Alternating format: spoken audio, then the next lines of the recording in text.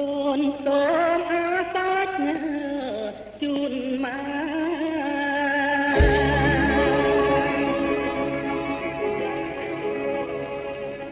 អា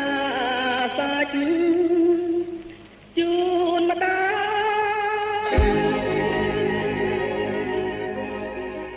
រឿងអាសាច់ជូនម្ដាយនិពន្ធដោយលោកគង់ប៊ុនឈឿនសូមលើកម្រាមដបខ្ចប់ទាំងលោហិតក្លិនឈាមរស់ជីវិតប្រដិតដំបាយ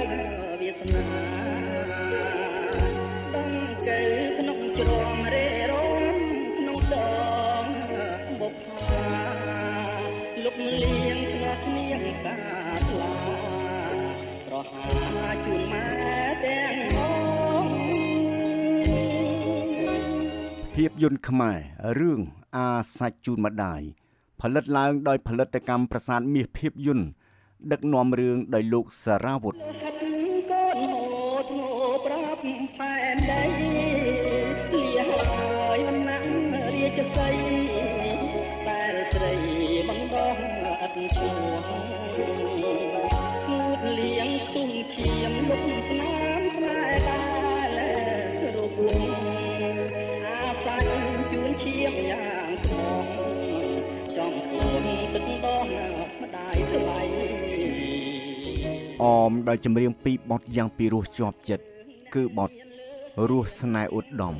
និពន្ធបទភ្លេងនិងទំនុកច្រៀងដោយលោកគង់ប៊ុនឈឿនសម្របសម្រួលនិងដឹកនាំការប្រគំតន្ត្រីដោយលោកម៉ែប៊ុនច្រៀងដោយលោកស៊ិនស៊ីសមុទ្រនិងអ្នកស្រីរស់សេរីសុទ្ធាហើយនឹងបទអាសាច់ជូនម្ដាយនិពន្ធបទភ្លេងដោយលោកស៊ិនស៊ីសមុទ្រនិពន្ធទំនុកច្រៀងដោយលោកគង់ប៊ុនឈឿនសម្របសម្រួលនិងដឹកនាំការប្រគំតន្ត្រីដោយលោកម៉ែប៊ុនច្រៀងដោយលោកស៊ិនស៊ីសមុទ្រសូសៀងងរឹងកូនដឹងទាំងអងខ្លួនពីបមិនត្រូវឈោមគួងក្រែងទ្រុំទ្រូងស្រីកុំព្រៀបស្នូភ្លេងកែស្រាភាសាសមរាប់គេមានខ្លួនយើងបីដូចដេរឆានរស់បានតែនឹងទឹកភ្នែក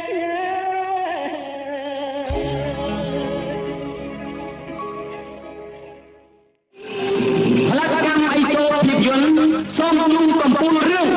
ផ្កាប្របែកព្រៃ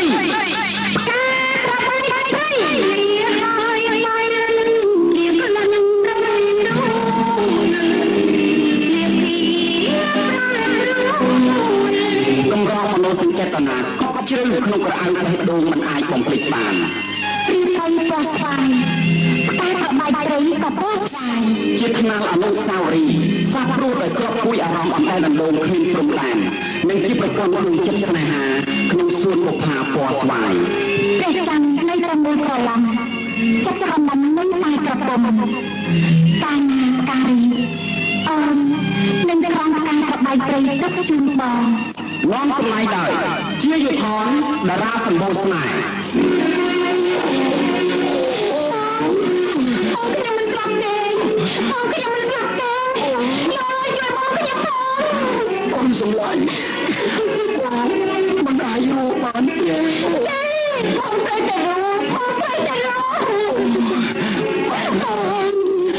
ដាក់បងក្នុងនេះចុះមកជាអូនយកបងទៅគ្មានមន្ទីរពេទ្យនៅជិតនេះដែរអូយឡើងវិញ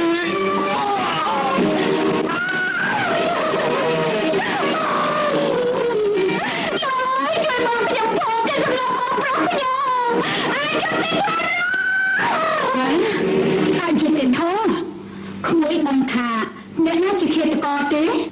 បូរាវីបុប្ផាមកតងរស់រយក្នុងសួនស្នេហ៍ទូយុ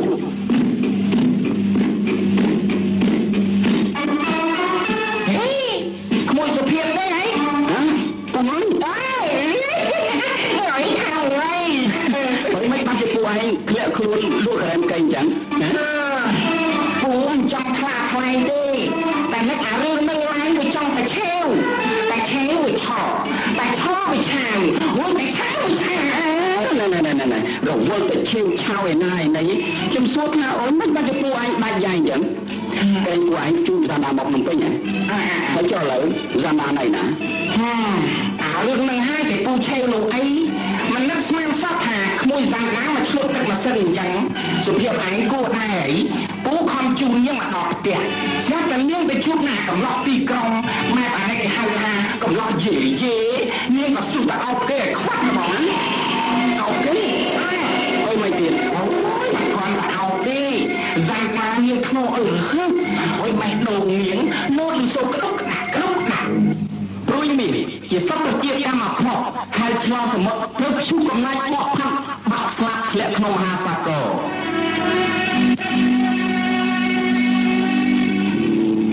ចាំតាលោកគ្រូសង្ហាមានមុខមានមាត់គ្រប់ទីហើយក៏ឯងចេះតែប្រងើយនឹងកូនឬមួយក៏ឯងនៅអាឡោះអាឡៃកំឡោះស្រុកតៃលិននោះទៀតតាមគ្នាយល់ឯងគូតែឯងក៏មិនយល់ដល់គ្រោះថ្នាក់របស់ខ្ញុំដែរមកពីបាច់ទៀនតែច្បាស់ជានឹងបានឃើញមកខ្ញុំទៀតហ្នឹងគ្នាអាចរកបានតែក្នុងរយៈមួយខែទៀតតែប៉ុណ្ណោះយកខួរក្បាលគ្នាតាមដំណឹងមហារាជមកគ្នាបាច់ចិត្តយកបរិញ្ញាជាប្តីហាក់ដូចជាគ្នាសម្រាប់អនាគតបរិញ្ញានោះដែរបានសុភាពក៏គ្នាមិនស្រឡាញ់លោកគ្រូសង្ហាក៏គ្នាមិនស្អប់គ្នាយល់ហើយតែឯងចង់ឲ្យគ្នាជួយឯងតាមវិធីណាក្នុងចំណោមអ្នកទាំងពីរនោះឯងគួរយកនាងម្នាក់ធ្វើជាប្តីហើយវិលទៅនៅស្រុកតៃលិនវិញទៅបញ្ញាសោបុផាសម្ផស្សស្រស់ប្រកៅដោយរស្មីឥន្ទនូតែមានមិនអាចដួងចិត្តរកម្មរកុសយ៉ាងសែនខ្លោចផ្សាដោយដំណើរជីវិតក្នុងរឿងស្នេហាមួយ Love Story ចាំបានស្រីល្អភ្ញាក់បានទៅមិនបានចិត្តបងមកតាមខ្ញុំទាំងយកអញ្ចឹងខ្ញុំមិនមែនមកតាមលៀងទេតែខ្ញុំគ្រាន់តែចង់ឃើញថាតើស្រីមេម៉ៅហិចហៅបងណាហើយវាចង់សំអសុភាពេលនេះខ្ញុំកំពុងតែឃើញមិនអូនតើមកនៅរឿងពិតរបស់អូនវិញថ្ងៃស្អែកមកច្បាស់ជាខ្លាចចិត្តអញមិនអូនមិនកានរួមចំណែកឡើយម៉ៃយសិទ្ធតារារង្វាន់ពីមានខាងផ្នែកមនោសញ្ចេតនាអកលាត្រងំបងចូលចិត្តថាណាស់និយាយតាមត្រង់ព្រោះល្បែងស្នេហាគេអាចលេងបានតែ2នាក់ប៉ុណ្ណោះបើលេងដល់តែ3នាក់ត្រូវតែមានម្នាក់យំខ្ញុំយំរួចទៅហើយតែភ្នែកដល់ហើយចឹងនៅពេលកំពុងយំមិនជាចាប់ប្រមាណទេតែទឹកភ្នែកដែលយំមិនចឹងបងថាមកមើលអូនខ្លាហានក្រំមក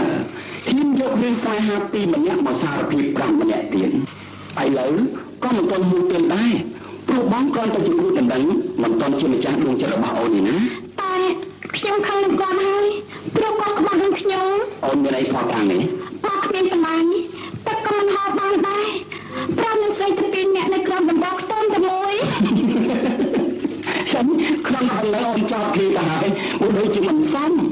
បើបងជាចៅក្រុមបងកាត់តួឲ្យប្រុសនេះឈ្នះស្រីនឹង5នៅតែពីអ្នកបងថាគ្មានខកបានទៀត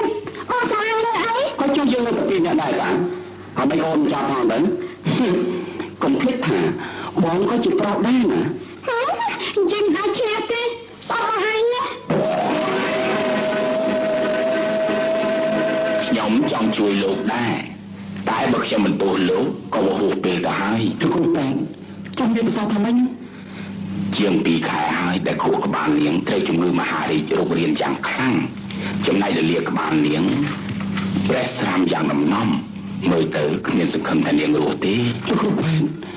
តើនាងមិនជួយបាយអីព្យាបាលបានទេមានតែផ្លូវមួយយ៉ាងទេគឺមុនពេលដែលនាងលាចាកលោកនេះទៅលោកកុំធ្វើឲ្យនាងពិបាកចិត្តឲ្យសោះណា